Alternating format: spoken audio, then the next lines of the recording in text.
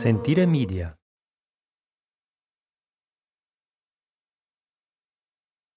Hello everyone, you're listening to A History of Italy.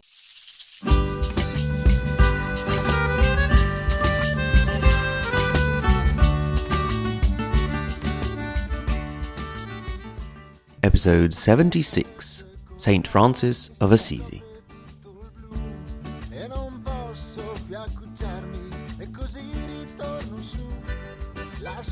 A History of Italy is a chronological history of the Italian peninsula from the fall of the Western Roman Empire in 476 to the current day.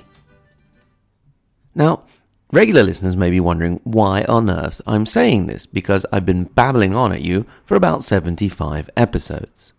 Well, I thought that the topic of St. Francis of Assisi would be considered perhaps more universal and attract people that are not only interested in the history of Italy. So, if you're coming to the podcast for the first time, welcome, welcome, welcome. And if you've been listening for ages and ages, I apologize for the further babbling. Let's get straight to it.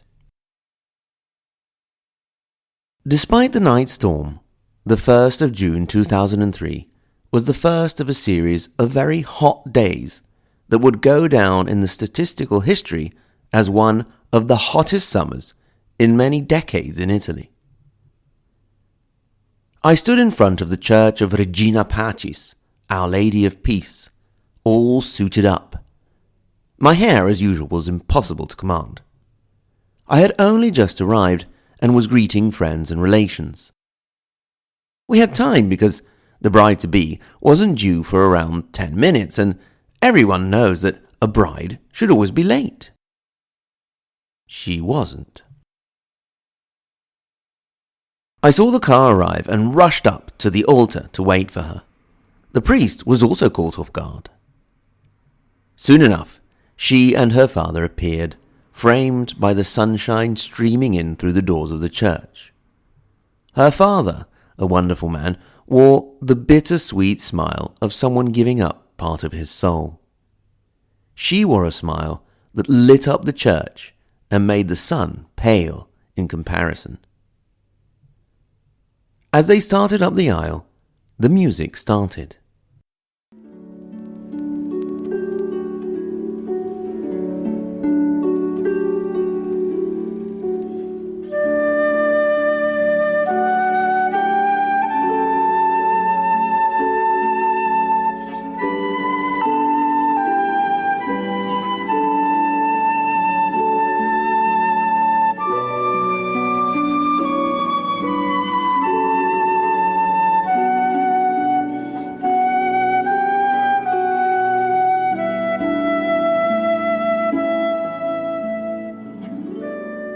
The song played at our wedding was an adaptation of one that in 2003 was on its way to 8 centuries of age. It is known with various names: Brother Sun, Sister Moon, the Canticle of the Sun, Dolce Sentire, meaning how sweet it is to feel, and Cantico delle Creature, the Canticle of the Creatures. The writer of the original version was a young man who, from the depths of a spiritual crisis, rid himself of all his worldly possessions and became one of the most famous figures in the church and world history, and founded an order which is still alive today. That man was, of course, Saint Francis of Assisi. The man who has had so much influence over the Christian faith was never a priest nor a monk of an existing order. He did not seem to show a calling for the cloth early on, and he wasn't even called Francis to start with. He was born around 1181 or 1182 in Assisi as Giovanni di Bernardone. It seemed that his father, Pietro di Bernardone, called him Francesco due to his love for France, where he had had much success as a cloth merchant. Another possible interpretation is that the nickname came to little Giovanni when his love for tales of knights and chivalry was made clear, as those stories made their way over the Alps thanks to the French troubadours, the travelling musician storytellers who also influenced the minstrels in Italy.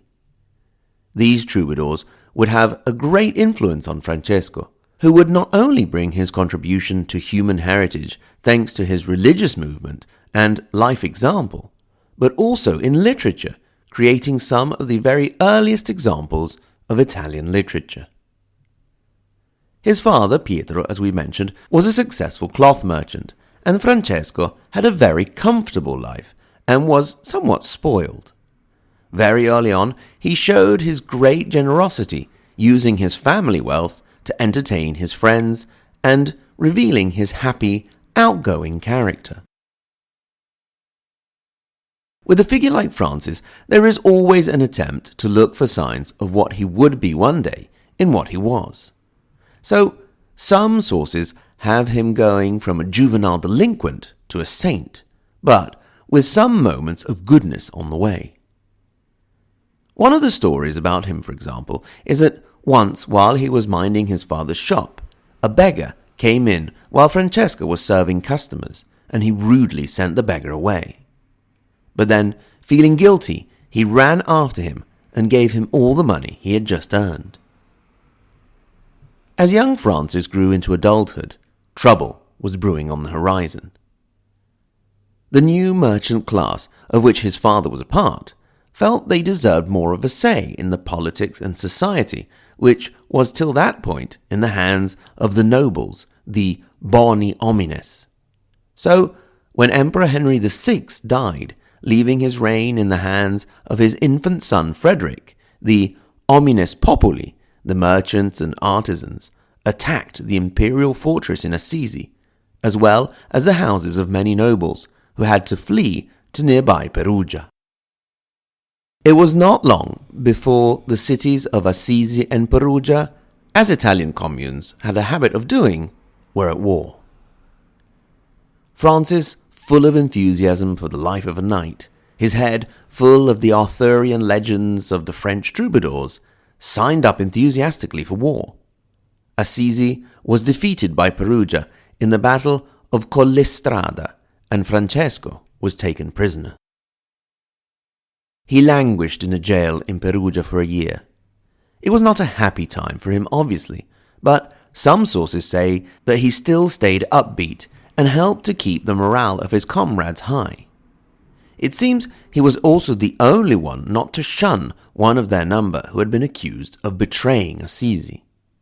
You see, in the fights between the communes, the losing commune never actually lost because they were inferior, but there was always some betrayal, and whether one existed or not, a traitor was often found. Francesco was released after 1 year, with his health deteriorated. It is not clear if he already suffered from ill health before his imprisonment.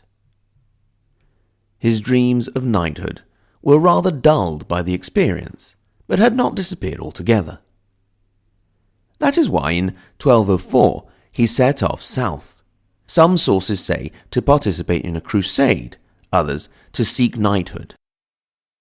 He was encouraged by a dream he had, in which a beautiful woman in a castle full of weapons told him that those would be the weapons that he and his knights would use.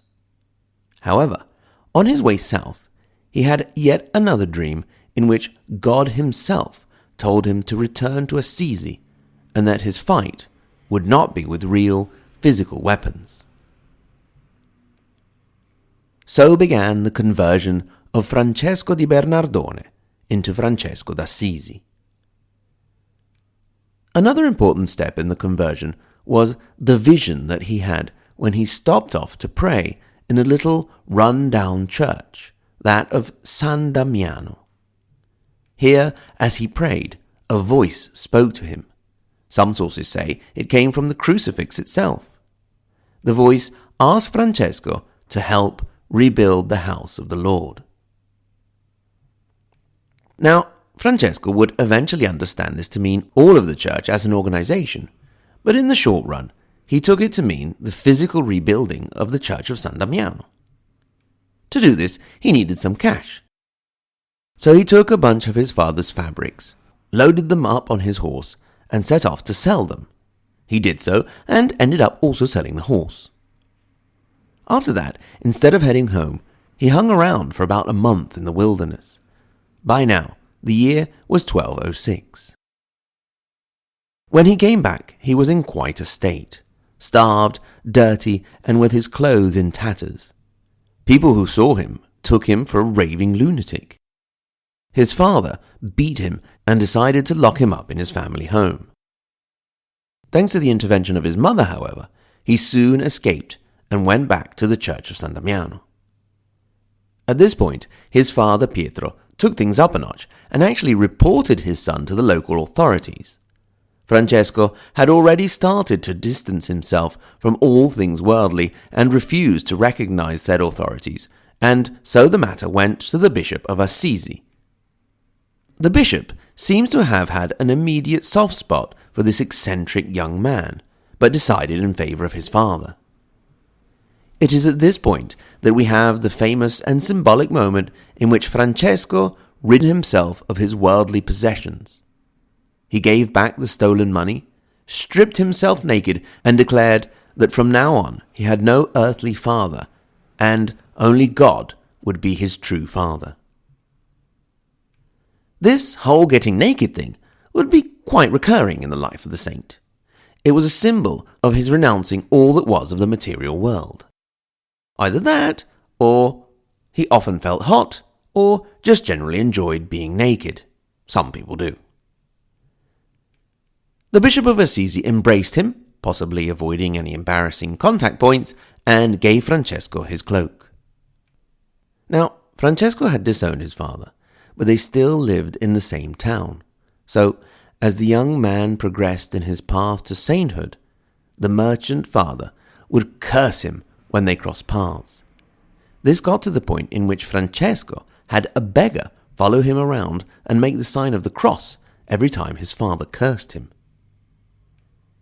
In 1207, he started physical work on the church of San Damiano, as well as San Pietro delle Spine, St. Peter of the Thorns, and the church that would become his favorite, the Porziuncola, which today is inside Santa Maria degli Angeli, St. Mary of the Angels. In this period, Francis also started his travels. Indeed, the Franciscan movement would also be characterized by the idea of travel and movement to spread their message, not to be holed up on a distant mountaintop away from the world, as part of the world seen in its entirety as a creation of God. Once, in the city of Gubbio, he was particularly struck by a passage from the Gospel of Matthew. "Do not get any gold or silver or copper to take with you in your belts. No bag for the journey, or extra shirt or sandals or a staff, for the worker is worth his keep."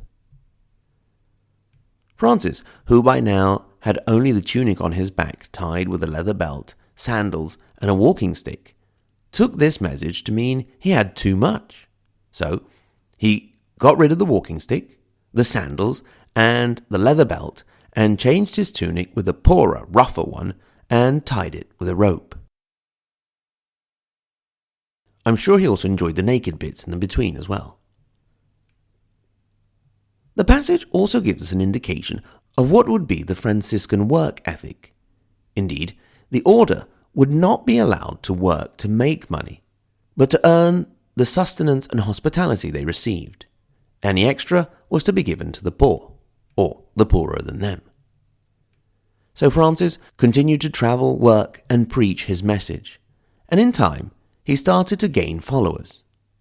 Now, a movement without followers is not a movement, it's just some guy.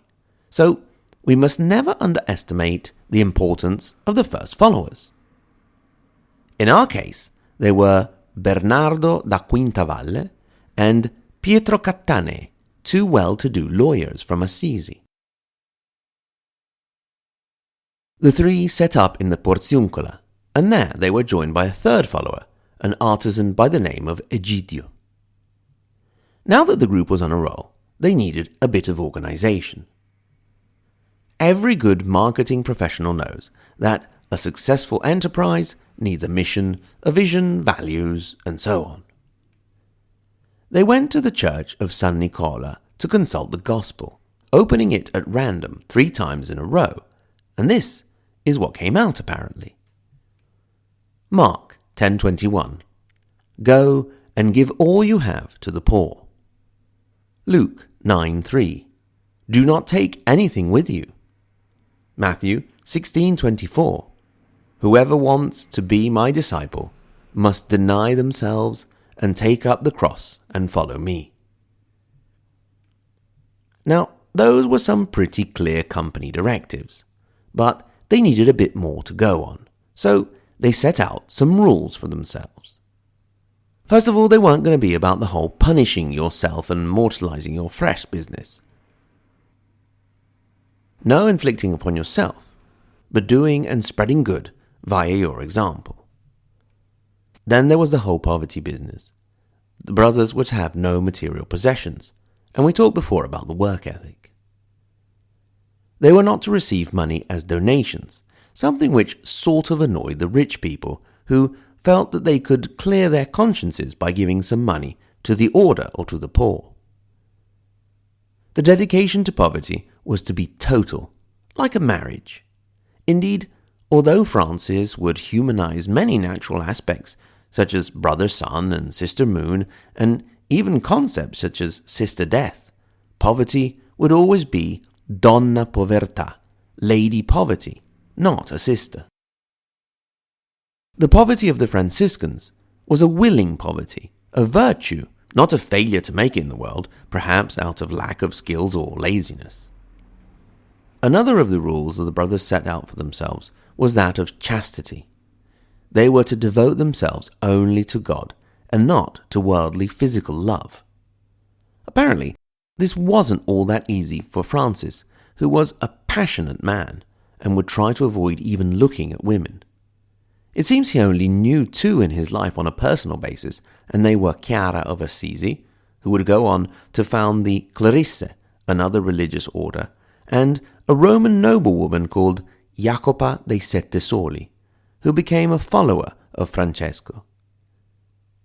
It is where sex was concerned that Francis would whip himself to calm his boiling spirits, or roll around naked in the snow. There we go, with the nudity again. In short, the message of the movement was that people should live a life of simplicity, following the teachings of the gospel such as love thy neighbor as you love yourself. And this simplicity led Francesco to distrust somewhat in learning, study, and books, and although he could actually read and write quite well, he would declare himself illiterate.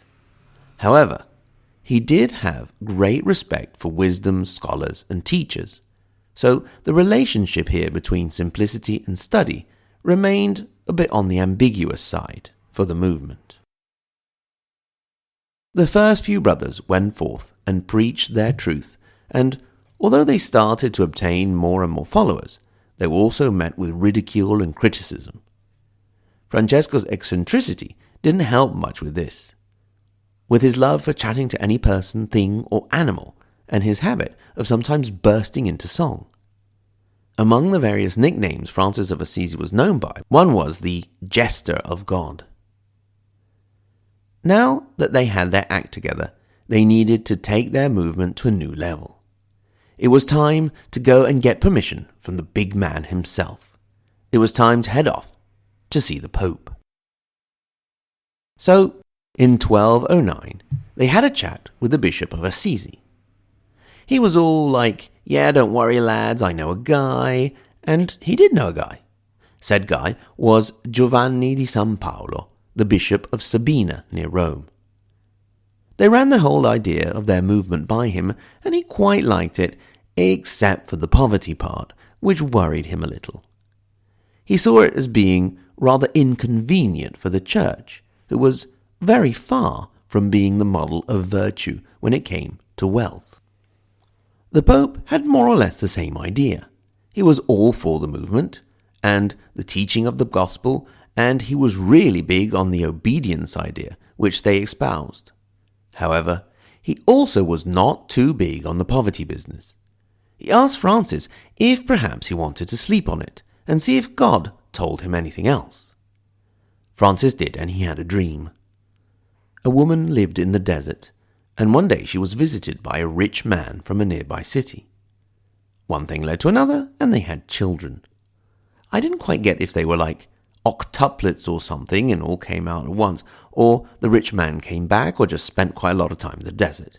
Anyway, the children grew up and, like their mother, lived in poverty. Their mother told them to go into the city, and when they did, they were recognized by their father, who took care of them. So the message was, you'll be taken care of. Indeed, that is what the brothers believed, that Providence would take care of them. And so that is why they only asked for what they could eat on the same day. Francesco came back to the Pope with the message, and the Pope in the end accepted it.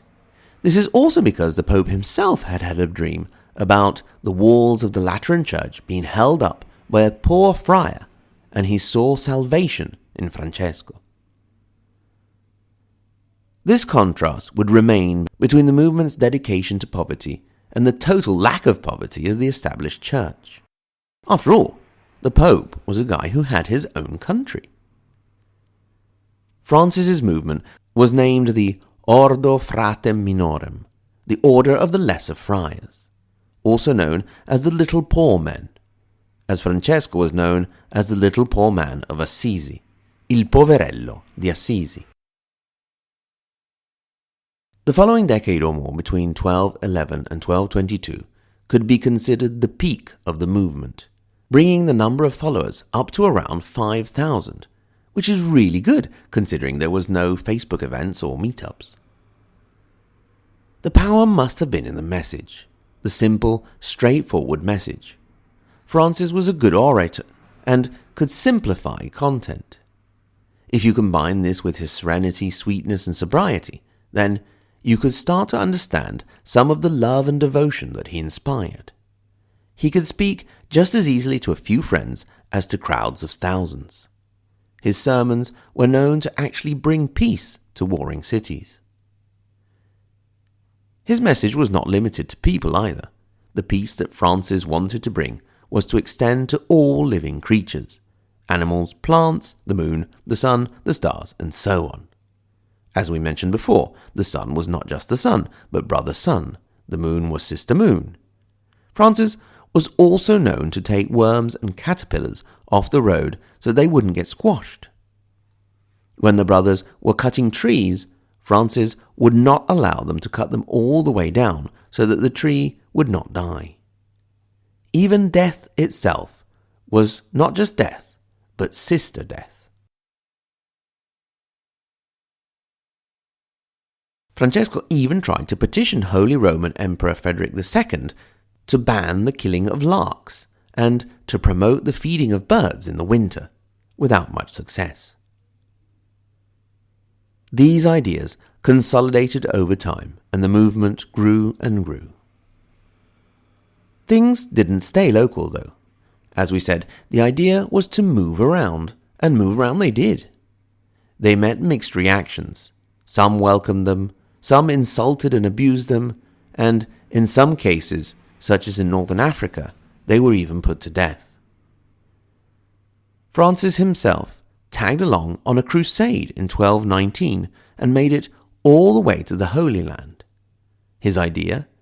Just to walk up to the Sultan Malek al-Kamil, the leader of a good part of the known Muslim world, and talk to him about his faith and ideas. The Sultan was quite a surprising man, as was his future friend and contemporary, Emperor Frederick II, and he actually talked to Francis, listened to him, and even had him talking to his own scholars.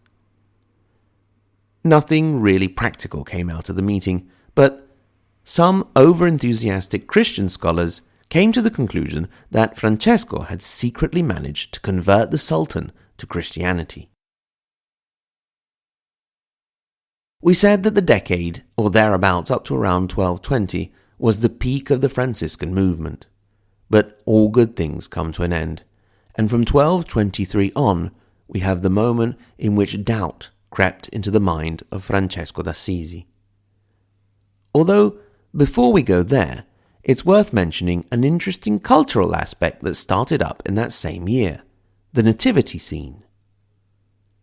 Francis set up this scene in the small town of Greccio, which he said reminded him of Bethlehem. This was a message in itself as well. Anywhere could be Bethlehem. Being Francesco, he had to have animals in it as well as all the people possible from all walks of life. And so he had shepherds and nobles and churchmen and the ox and donkey and all sorts of other creatures. The nativity scene, in Italian presepe, is to this day quite an important part of the traditional Italian Christmas. Along with the tree imported from Anglo-Saxon cultures, you set up a little nativity scene with figurines. The Holy Family, although you don't put the baby Jesus in his crib until actual Christmas Day, then you can extend things with a donkey and an ox and all sorts of village people and other humans and animals and geese and sloths and fruit bats and... No, I'm just joking really. However, our nativity scene did once feature a dinosaur for a while, although we may have gotten this idea from Mr. Bean. Some also go wild with running water, sand and moss thrown into the deal. Anyway, the setup of the presepe has grown into an art form, and whole towns will sometimes get involved in the action, and some exhibitions of presepes attract quite a bit of tourism. However, as we mentioned, the year 1223 was the start of what you could call Francesco's period of crisis, his great temptation to give everything up. First of all, his health, which had never been great, started to really deteriorate. But most of all for Francis, the problem were the divisions that were beginning to show in his growing movement, and the lack of respect for the original rule of the order. For example, two separate groups of brothers, one based in Bologna and one in his own Assisi, had built for themselves nice, comfortable houses to live in. Francis was not one to recriminate and scold, believing that his own example should be enough. However, in this case, he ordered the friars to leave the house in Bologna and actually tried to physically demolish the house in Assisi. Francesco was also not one to give up, and soon he would receive perhaps his most powerful message. In 1224, the brothers headed off for a sort of field trip and spiritual retreat to Mount Averna, which had actually been given to them by a local noble. It's not every day you'll get a mountain as a present. By this time, Francis probably had to be carried part of the way. His illness was becoming more and more consistent. The fact that he was always plagued with fever leads some today to think that he was probably suffering from malaria. Also, ever since his trip to the east, his eyesight had been suffering, and he was by now almost blind. It is on Mount Averna that Francis of Assisi had a vision of a beautiful six-winged angel who, as he approached, appeared to the saint to be crucified. Francis fell into a sort of trance, and it is on this occasion that we have, according to official church history, the first man to receive the stigmata, the wounds like that of the crucified Christ. There were actually some witnesses before and after the event, which lead those who don't believe in miracles to theorize that the wounds may have been self-inflicted. This was a great consolation for Francis, who took it to mean that he was going in the right direction. In 1225 and 1226, he composed the song which we started out with, the Canticle of Brother Sun, which reflected many of his thoughts and beliefs, starting with the fact that nature had made it into the canticle. The interesting and also quite important fact was that the writings of Francesco d'Assisi were in local Umbrian dialect, not in Latin. Yet another sign that Italian was becoming a thing, and we'll be talking about that a bit in a few more episodes. Another interesting factor was not only the choice of language, but also the choice of vocabulary. In his writings in general, for example, we can see the ideas about power in his choice of words. A superior was not a superior or ruler, but a custodian or guardian, a very different concept. Legend would have it that it was a revised version of the canticle that helped to bring peace once between the bishop and the civil authorities of Francesco's Assisi, a rift which had deeply troubled the now dying brother. As he felt death coming closer, Francis wished to say goodbye to his friends and brothers. He wrote to Jacopa, the Roman noblewoman who he called Brother Jacopa, with a little nod to earthly pleasure when he asked her to bring him his favourite almond biscuits. As his time grew closer, he asked to be stripped naked and set upon the naked earth. He was then dressed in another's robes and put on a more comfortable bed, but then he once again insisted on being put naked upon the ground. On the 3rd of October, 1226, a Saturday, Francis of Assisi died singing and happily welcoming Sister Death at the age of around 45.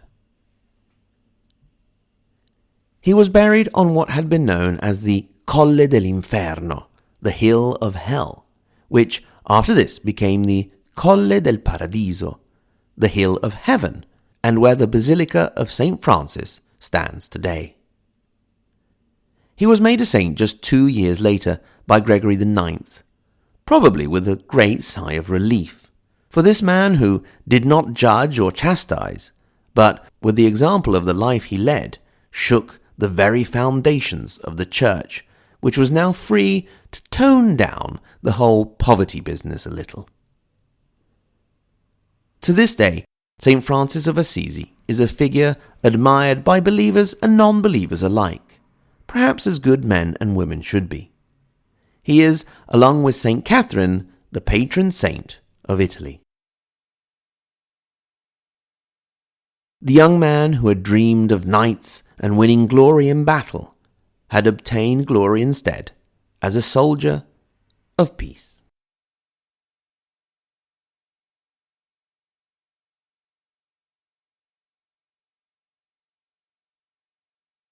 Thanks very much to everyone for listening.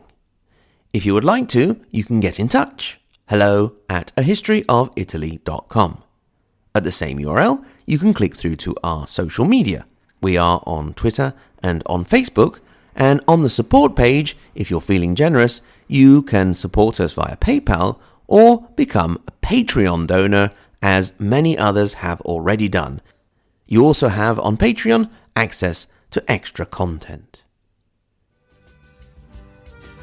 Thanks once again to everyone for listening, and until next time, arrivederci.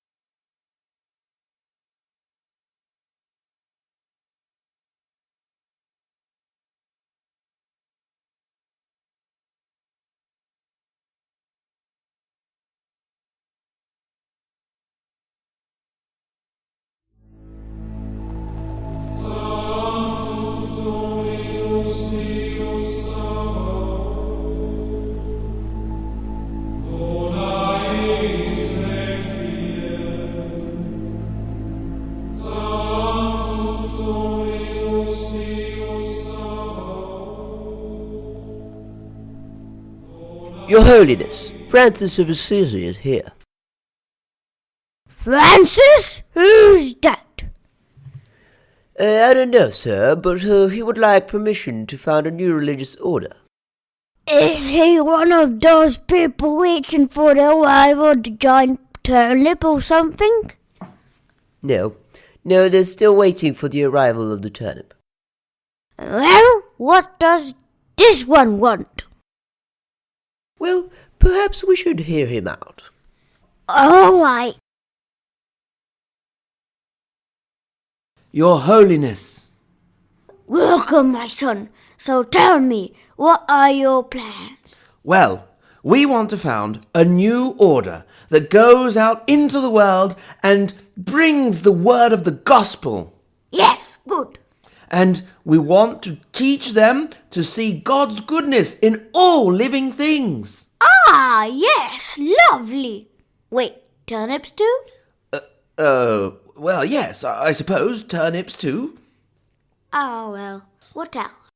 Well, we want to live in obedience to the Holy Church. Well, really? That's great. This all sounds lovely.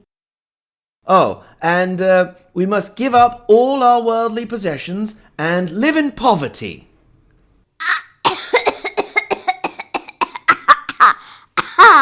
Well, all the other stuff is really great. Do we really need the poverty thing? Oh, yes, Your Holiness, it's essential. Only the lowest of us can rise high in the kingdom of heaven. I mean, wouldn't you like to sleep on it?